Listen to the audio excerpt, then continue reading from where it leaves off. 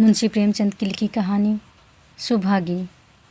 और लोगों के यहाँ चाहे जो होता हो, तुलसी महतो अपनी लड़की सुभागी को लड़के रामू से जौ भर भी कम प्यार न करते थे। रामू जवान होकर भी कुछ काठ का उल्लू था। सुभागी 11 साल की बालिका होकर भी घर के कामों में इतनी चतुर और खेतीबाड़ी के काम में इतनी निपुण थी कि उसकी माँ लक्ष्मी दिल में डरती रहती कि कहीं लड़की पर देवताओं की आंख न पड़ जाए। अच्छे बालकों से भगवान को भी तो प्रेम है। कोई सुभागी का बखान करे इसलिए अनायास ही उसे डांटती रहती थी।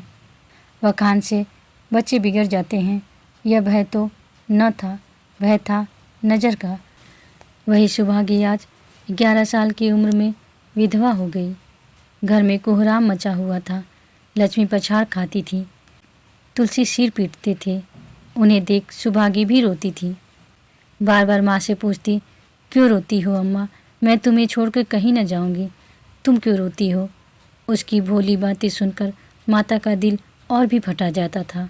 वह सोचती थी, ईश्वर तुम्हारी यही लीला है, जो खेल खेलते हो वह दूसरों को दुख देकर ऐसा तो पागल करते हैं।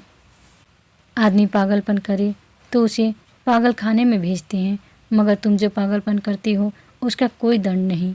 ऐसा खेल किस काम का कि दूसरे रोए और तुम हंसो। तुम्हें लोग दयालु कहते हैं, यही तुम्हारी दया है। और सुभागी क्या सोच रही थी, उसके पास कोठरी भर रुपए होते तो वह उन्हें छिपा कर रख देती।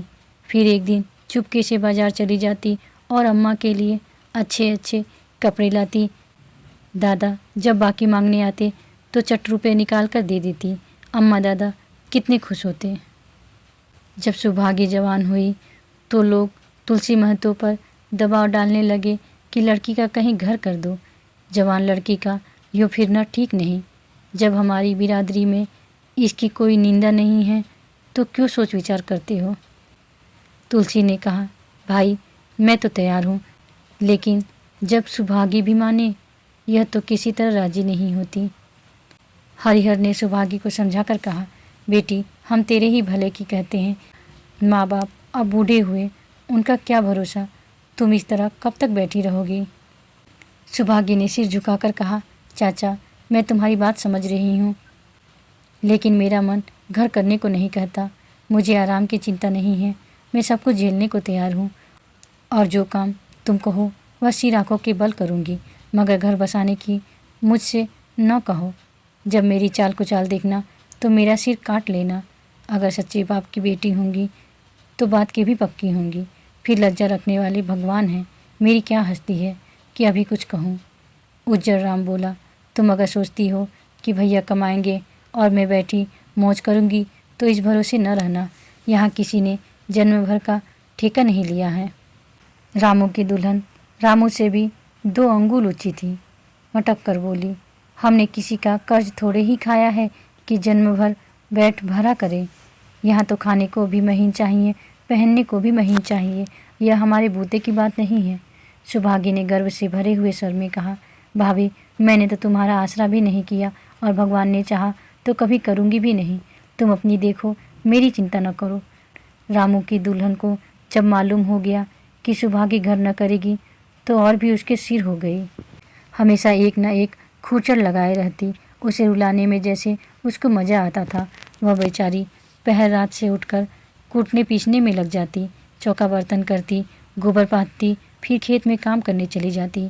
दोपहर को आकर जल्दी जल्दी खाना पकाकर सबको खिलाती। रात में कभी माँ के सिर में तेल डालती, कभी उसकी देह दबाती। तुलसी चीलम के भक्त थे, उन्हें बार बार चीलम पिलाती। जहाँ तक बस चलता माँ बाप को कोई काम न करने देती। हाँ भाई को न रोकती। सोचती यह तो जवान आदमी है, यह न काम करेंगे तो गृहस्थी कैसे चलेगी। मगर रामू को यह बुरा लगता। अम्मा और दादा को तिनका तक नहीं उठाने देती और मुझे पीसना चाहती है। यहाँ तक कि एक दिन वह जामे से बाहर हो गया। सुभागी से बोला, अगर उन लोगों का बड़ा मोह है तो क्यों नहीं अलग लेकर रहती हो। तब सेवा करो तो मालूम हो कि सेवा कड़वी लगती है कि मीठी।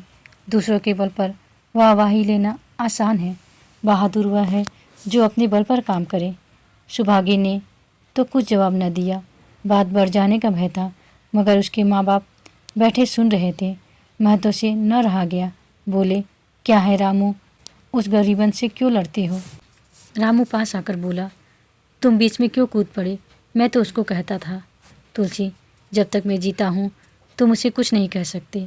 मेरे पीछे जो चाहे करना। बेचारी का घर में रहना मुश्किल कर दिया। रामू, आपको बेटी बहुत प्यारी है तो उसे गले बांध कर रखिए। मुझसे तो सहा नहीं जाता। तुलसी, अच्छी बात है, अगर तुम्हारी यही मर्जी है तो यही होगा। मैं कल गांव के आदमियों को बुलाकर बंटवारा कर दूंगा। तुम चाहे छूट जाओ, सुभागी नहीं छूट सकती। रात को तुलसी लेटे तो वह पुरानी बात याद आई जब रामू के जन्मोत्सव में उन्होंने रुपए कर्ज लेकर जलसा किया था और सुभागी पैदा हुई तो घर में रुपए रहते हुए भी उन्होंने एक कौड़ी न खर्च की। पुत्र को रत्न समझा था, पुत्री को पूर्व जन्मों के पापों का दंड। वह रत्न कितना कठोर निकला और वह दंड कितना मंगलमय। दूसरे दिन महतो ने गांव के आदमियों को जमा करके कहा, पंचो, अब रामू का और मेरा एक में निबाह नहीं होता। मैं चाहता हूँ कि तुम लोग इंसाफ से जो कुछ मुझे दे दो वह लेकर अलग हो जाऊँ। रात दिन की किचकिच अच्छी नहीं है। गांव के मुख्तार बाबू सज्जन सिंह बड़े सज्जन पुरुष थे।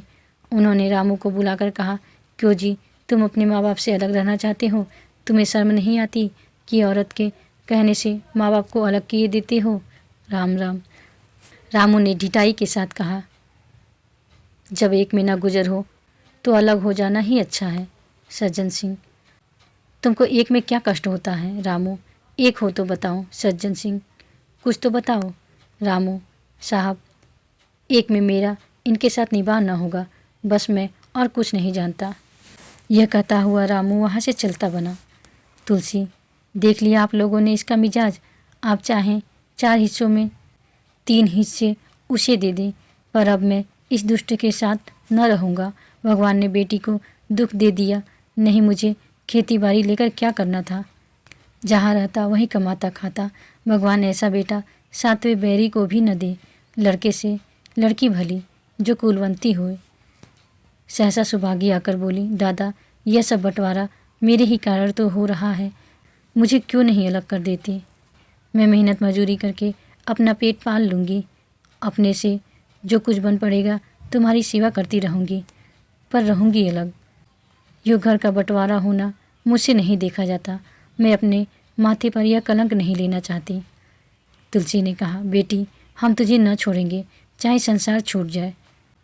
रामू का मैं मुंह नहीं देखना चाहता, उसके साथ तो रहना दूर रहा। रामू की दुल्हन बोली, तुम किसी का मुंह नहीं देखना चाहते तो हम भी तुम्हारी पूजा करने को व्याकुल नहीं हैं। मैं तो दांत पीसते हुए उठे कि बहू को मारे, मगर लोगों ने पकड़ लिया। बंटवारा होते ही महतो और लक्ष्मी को मानो पेंशन मिल गई। पहले तो दोनों सारे दिन सुभागी के मना करने पर भी कुछ न कुछ करते ही रहते थे, पर अब उन्हें पूरा विश्राम था। पहले दोनों दूध घी को तरसते थे, अब सुभागी ने कुछ पैसे बचाकर एक भैंस ले ली। बूढ़े आदमियों की जान तो उनका भोजन है, अच्छा भोजन न मिले तो वह किसके आधार पर रहे? चौधरी ने बहुत विरोध किया, कहने लगे, घर का काम यूँ ही क्या कम है कि तू नया झंझट पाल रही है? सुभागी उन्हें बहलाने के लिए कहती, दादा, मुझे दूध के बिना खाना नहीं अच्छा लगता। लक्ष्मी ने हंसकर कहा, बेटी तो झूठ कब से बोलने लगी? कभी दूध हाथ से तो छूती नहीं, खाने की कौन कहे? सारा दूध हम लोगों के पेट में ठूस देती है। गांव में जहाँ देखो सबके मुंह से सुभागी की तारीफ। लड़की नहीं देवी है, 2 मर्दों का काम करती है, उस पर भी माँ बाप की सेवा भी किए जाती है। सज्जन सिंह तो कहते यह उस जन्म की देवी है, मगर शायद महतो को यह सुख बहुत दिन तक भोगना न लिखा था। 7-8 दिन से महतो को जोर का ज्वर चढ़ा हुआ था। देह पर कपड़ों का तार भी नहीं रहने देते। लक्ष्मी पास बैठी रो रही है। सुभागी पानी लिए खड़ी है। अभी एक क्षण पहले महतो ने पानी मांगा था, पर जब तक वह पानी लाए उनका जी डूब गया और हाथ पांव ठंडे हो गए। सुभागी उनकी यह दशा देखते ही रामू के घर गई और बोली, भैया चलो, देखो आज दादा न जाने कैसे हुए जाते हैं, 7 दिन से ज्वर नहीं उतरा। रामू ने चारपाई पर लेटे लेटे कहा, तो क्या मैं डॉक्टर हकीम हूँ कि देखने चलूं? जब तक अच्छे थे तब तक तो तुम उनके गले की हार बनी हुई थी, अब जब मरने लगे तो मुझे बुलाने आई हो। उसी वक्त उसकी दुल्हन अंदर से निकल आई और सुभागी से पूछा, दादा को क्या हुआ दीदी? सुभागी के पहले रामू बोल उठा, हुआ क्या है? अभी कोई मरे थोड़े ही जाते हैं। सुभागी ने फिर उसे कुछ न कहा, सीधे सज्जन सिंह के पास गई। उसके जाने के बाद रामू हंसकर स्त्री से बोला, त्रिया चरित्र इसी को कहते हैं। स्त्री, इसमें त्रिया चरित्र की कौन सी बात है? चले क्यों नहीं जाते? रामू, मैं नहीं जाने का। जैसे उसे लेकर अलग हुए थे वैसे उसे लेकर रहें। मर भी जाए तो न जाऊं। स्त्री हंसकर, मर जाएंगे तो आग देने तो जाओगे, तब कहाँ भागोगे? रामू, कभी नहीं, सब कुछ उनकी प्यारी सुभागी कर लेगी। स्त्री, तुम्हारे रहते वह क्यों करने लगी? रामू, जैसे मेरे रहते उसे लेकर अलग हुए, और कैसे? स्त्री, नहीं जी, यह अच्छी बात नहीं है। चलो देख आए, कुछ भी हो बाप ही तो है, फिर गांव में कौन सा मुंह दिखाओगे? रामू, चुप रहो, मुझे उपदेश मत दो। उधर बाबू साहब ने जो ही महतो की हालत सुनी तुरंत सुभागी के साथ चले आए। यहाँ पहुँचे तो महतो की दशा और भी खराब हो चुकी थी। नाड़ी देखी तो बहुत धीमी थी। समझ गए कि जिंदगी के दिन पूरे हो गए। मौत का आतंक छाया हुआ था। सजल नेत्र होकर बोले, महतो भाई कैसा जी है? महतो जैसे नीचे जाकर बोले, बहुत अच्छा है भैया, अब तो चलने की बेला है। सुभागी के पिता अब तुम ही हो, उसे तुम्ही को सौंपे जाता हूँ। सज्जन सिंह रोते हुए बोले, भैया मैं तो, भगवान ने चाहा तो तुम अच्छे हो जाओगे। सुभागी को तो मैंने हमेशा अपनी बेटी समझा है और जब तक जीऊँगा ऐसे ही समझता रहूँगा। तुम निश्चिंत रहो, मेरे होते सुभागी या लक्ष्मी को कोई तिरछी आँख से न देखेगा, और इच्छा हो तो वह भी कह दो। महतो ने विनीत नेत्रों से देखकर कहा, और कुछ नहीं कहूँगा भैया, भगवान तुम्हें सदा सुखी रखे। सज्जन सिंह, रामू को बुलाकर लाता हूँ, उसे जो भूल चूक हुई हो क्षमा कर दो। मैं तो, नहीं भैया, उस पापी हत्यारे का मुंह मैं नहीं देखना चाहता। इसके बाद गोदान की तैयारियां होने लगी। रामू को गांव भर ने समझाया, पर वह अंत्येष्टि करने पर राजी न हुआ। कहा, जिस पिता ने मरते समय भी मेरा मुंह देखना स्वीकार न किया, न वह मेरा पिता है न मैं उसका पुत्र। लक्ष्मी ने दाह क्रिया की।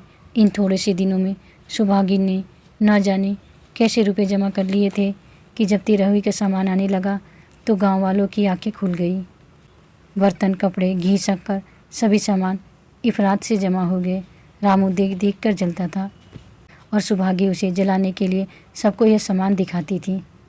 लक्ष्मी ने कहा, बेटी घर देखकर खर्च करो, अब कोई कमाने वाला नहीं बैठा है, आप ही कुआं खोदना और पानी पीना है। सुभागी बोली, बाबूजी का काम तो धूमधाम से ही होगा अम्मा, चाहे घर रहे या जाए। बाबूजी फिर थोड़े ही आएंगे। मैं भैया को दिखा देना चाहती हूँ कि अबला क्या कर सकती है। वह समझते होंगे इन दोनों के किए कुछ न होगा, उनका घमंड तोड़ दूंगी। लक्ष्मी चुप हो गई। 13वीं के दिन 8 गांव के ब्राह्मणों का भोज हुआ। चारों तरफ वाह वाह मच गई।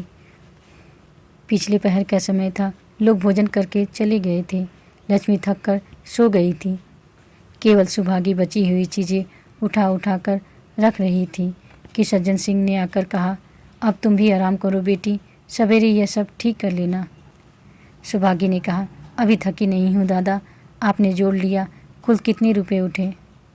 सज्जन सिंह, यह पूछकर क्या करोगी बेटी? कुछ नहीं, यूँ ही पूछती थी। कोई 300 रुपये उठे होंगे। सुभागी ने सकुचाते हुए कहा, मैं इन रुपए की देनदार हूँ। तुमसे तो मैं मांगता नहीं, वह तो मेरे मित्र और भाई थे, उनके साथ कुछ मेरा भी तो धर्म है। आपकी यही दया क्या कम है कि आपने मेरे ऊपर इतना विश्वास किया, मुझे कौन 300 रुपये दे देता। सज्जन सिंह सोचने लगा, इस अबला की धर्म बुद्धि का कहीं वार पार भी है या नहीं। लक्ष्मी उन स्त्रियों में थी जिनके लिए पति वियोग जीवन स्रोत का बंद हो जाना है। 50 वर्ष के चिर सहवास के बाद अब यह एकांत जीवन उसके लिए पहाड़ हो गया। उसे अब ज्ञात हुआ कि मेरी बुद्धि, मेरा बल, मेरी स्मृति मानो सबसे मैं वंचित हो गई। उसने कितनी बार ईश्वर से विनती की थी, मुझे स्वामी के सामने उठा लेना, मगर उसने यह विनती स्वीकार न की। मौत पर अपना काबू नहीं तो जीवन पर भी काबू नहीं है। वह लक्ष्मी जो गांव में अपनी बुद्धि के लिए मशहूर थी, जो दूसरों को सीख दिया करती थी, अब बोरही हो गई है। सीधी सी बात करते नहीं बनती। लक्ष्मी का दाना पानी उसी दिन से छूट गया। सुभागी के आग्रह पर चौके में जाती, मगर कौर कंठ के नीचे न उतरता। 50 वर्ष हुए, एक दिन भी ऐसा न हुआ कि पति के बिना खाए उसने खुद खाया हो। अब उस नियम को कैसे तोड़े? आखिर उसे खांसी आने लगी। दुर्बलता ने जल्द ही खाट पर डाल दिया। सुभागी अब क्या करे? ठाकुर साहब के रुपए चुकाने के लिए दिलो जान से काम करने की ज़रूरत थी। यहाँ माँ बीमार पड़ गई। अगर बाहर जाए तो माँ अकेली रहती है, उसके पास बैठे तो बाहर का काम कौन करेगा? माँ की दशा देखकर सुभागी समझ गई कि इनका परवाना भी आ पहुँचा। महतो को भी तो यही ज्वर था। गांव में और किसी फुर्सत थी कि दौड़ धूप करता। सज्जन सिंह दोनों वक्त आते, लक्ष्मी को देखते, दवा पिलाते, सुभागी को समझाते और चले जाते, मगर लक्ष्मी की दशा बिगड़ती जाती थी। यहाँ तक कि 15वें दिन वह भी संसार से सिधार गई। अंतिम समय रामू आया और उसके पैर छूना चाहता था, पर लक्ष्मी ने उसे ऐसी झिड़की दी कि वह उसके समीप न जा सका। सुभागी को उसने आशीर्वाद दिया, तुम्हारे जैसी बेटी पाकर तर गई। मेरा क्रियाक्रम तुम ही करना। मेरी भगवान से यही अर्जी है कि उस जन्म में भी तुम मेरी कोख पवित्र करो। माता के देहांत के बाद सुभागी के जीवन का केवल एक लक्ष्य रह गया, सज्जन सिंह के रुपए चुकाना। 300 रुपये पिता के क्रियाकर्म में लगे थे, लगभग 200 रुपये माता के काम में लगे, 500 रुपये का ऋण था और उसकी जान, मगर वह हिम्मत न हारती थी। 3 साल तक सुभागी ने रात को रात और दिन को दिन न समझा। उसकी कार्यशक्ति और पौरुष देखकर लोग दांतों तले उंगली दबाते थे। दिन भर खेती बाड़ी का काम करने के बाद वह रात को 4-4 पसेरी आटा पीस डालती। 30वें दिन 15 रुपये लेकर वह सज्जन सिंह के पास पहुंच जाती। इसमें कभी नागा न पड़ता। यह मानो प्रकृति का अटल नियम था। अब चारों ओर से सगाई के पैगाम आने लगे। सभी उसके लिए मुंह फैलाए हुए थे। जिसके घर सुभागी जाएगी उसके भाग्य फिर जाएंगे। सुभागी यही जवाब देती। अभी वह दिन नहीं आया। जिस दिन सुभागी ने आखिरी किस्त चुकाई, उस दिन उसकी खुशी का ठिकाना न था। आज उसके जीवन का कठोर व्रत पूरा हो गया। वह चलने लगी तो सज्जन सिंह ने कहा, बेटी, तुमसे मेरी एक प्रार्थना है। कहो कहो, कहो ना कहो, मगर वचन दो कि मानोगी। सुभागी ने कृतज्ञ भाव से देखकर कहा, दादा, आपकी बात न मानूंगी तो किसकी बात मानूंगी? मेरा रोया रोया आपका गुलाम है। सज्जन सिंह, अगर तुम्हारे मन में यह भाव है तो मैं ना कहूँगा। अब तक तुमसे इसलिए नहीं कहा कि तुम अपने को देनदार समझ रही थी। अब रुपए चुक गए। मेरा तुम्हारे ऊपर कोई एहसान नहीं है, रत्ती भर भी नहीं। बोलो कहूँ। सुभागी, आपकी जो आज्ञा हो। सज्जन सिंह, देखो, इनकार न करना, नहीं मैं फिर तुम्हें अपना मुंह न दिखाऊंगा। सुभागी, क्या आज्ञा है? सज्जन सिंह, मेरी इच्छा है कि तुम मेरी बहू बनकर मेरे घर को पवित्र करो। मैं जात पात का कायल हूँ, मगर तुमने मेरे सारे बंधन तोड़ दिए। मेरा लड़का तुम्हारे नाम का पुजारी है। तुमने उसे बारहा देखा। बोलो, मंजूर करती हो? सुभागी, दादा, इतना सम्मान पाकर पागल हो जाऊंगी। सज्जन सिंह, तुम्हारा सम्मान भगवान कर रहे हैं। तुम साक्षात भगवती का अवतार हो। सुभागी, मैं तो आपको अपना पिता समझती हूँ। आप जो कुछ करेंगे मेरे भले के लिए करेंगे। आपके हुक्म को कैसे इनकार कर सकती हूँ? सज्जन सिंह ने उसके माथे पर हाथ रखकर कहा, बेटी, तुम्हारा सुहाग अमर हो। तुमने मेरी बात रख ली। मुझसे भाग्यशाली संसार में और कौन होगा? आप सुन रहे थे मुंशी प्रेमचंद की लिखी कहानी सुभागी।